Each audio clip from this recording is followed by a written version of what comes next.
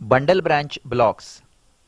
A bundle branch block is suspected when the width of the QRS complex is more than 3 small squares, that is more than 0.12 seconds. This is because when one bundle branch is blocked, only one ventricle will be activated first, and then the impulse will pass to the other ventricle across the septum, resulting in delayed depolarization in abnormal direction. In this diagram, the left bundle branch is interrupted at 4. So the right ventricle gets depolarized in the normal sequence at 4 and 5. And then the impulse passes across the septum to the left ventricle at 6. The width of the QRS complex or the QRS interval is counted from the beginning of the Q or R wave, whichever is first, to the end of the QRS complex. And whenever the QRS complex in any of the leads is wider than 3 small squares, a bundle branch block is diagnosed. Now let us learn to differentiate between right and left bundle branch blocks. When the QRS complexes are noted to be wide, first look for a positive, wide and slurred M-shaped pattern, that is RSR' or RR' pattern in the chest leads. If it is seen over the right chest leads, that is in V1 or V2, it is a right bundle branch block. And if it is seen over the left chest leads, that is V5 or V6, it is a left bundle branch block. At the same time, the opposite chest leads will display a wide and slurred S wave. So the features of right bundle branch block are wide QRS complexes 3 mm or more wide, an RSR' pattern also called as M pattern or rabbit ears in lead V1, and broad slurred S wave in leads V5 and V6. It may also be associated with right axis deviation. To revise, right bundle branch block shows wide QRS complexes 3 mm or more wide, RSR' pattern in V1, broad S wave in V6, and right axis deviation may be present. In this ECG, measure the width of the QRS complex in lead V1. It is 3 small squares.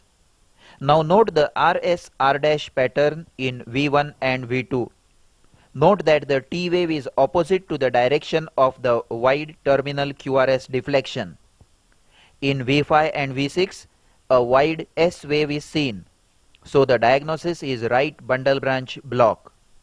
Note again the rabbit ears in V1 and wide S wave in V6. This is another ECG of right bundle branch block. Note the RSR' pattern in V1, typical rabbit ears in V2, and shallow but wide S wave in V5 and V6, that is right bundle branch block. Note in close-up view RSR' in V1 and wide S wave in V6. Left bundle branch block. The features of left bundle branch block are: number 1, the width of the QRS complexes is 3 mm or more. Number 2, very deep and broad S wave in lead V1 with no R wave. Number 3, broad slurred R wave or RR' pattern without a Q wave in leads V5 and V6. And number 4, left bundle branch block is always associated with left axis deviation. To revise, left bundle branch block shows wide QRS complexes more than 3 mm wide, deep and broad S wave in V1, broad R wave or RR' wave in V6, and left axis deviation. This ECG shows wide QRS complexes. The lead V1 shows broad and deep S wave without an initial R wave.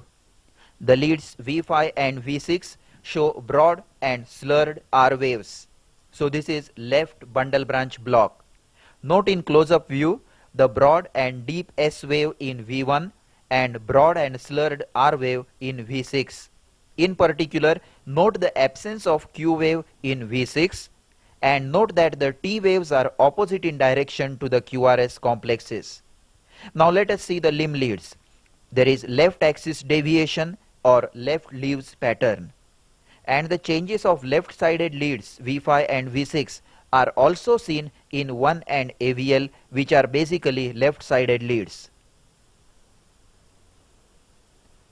This is another ECG of left bundle branch block. See the broad and deep S wave in V1. The inset shows R dash pattern in V5. This is broad slurred R wave in V6, and also note the inverted T wave.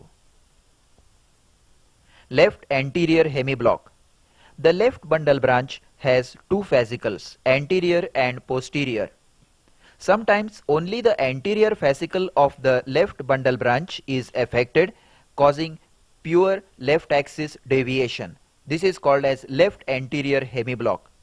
It is suspected when there is left axis deviation with no other causative factor, with QR pattern in lead 1 and RS pattern in lead 3. The QRS is slightly widened but not to 3 small squares. Sometimes right bundle branch block may be associated with left anterior hemiblock because both bundles have common blood supply. This ECG shows RS R dash pattern in V1 and broad shallow S wave in V5 and V6. So this is right bundle branch block, but in limb leads there is left axis deviation. So this is a right bundle branch block with left axis deviation or right bundle branch block with left anterior hemiblock.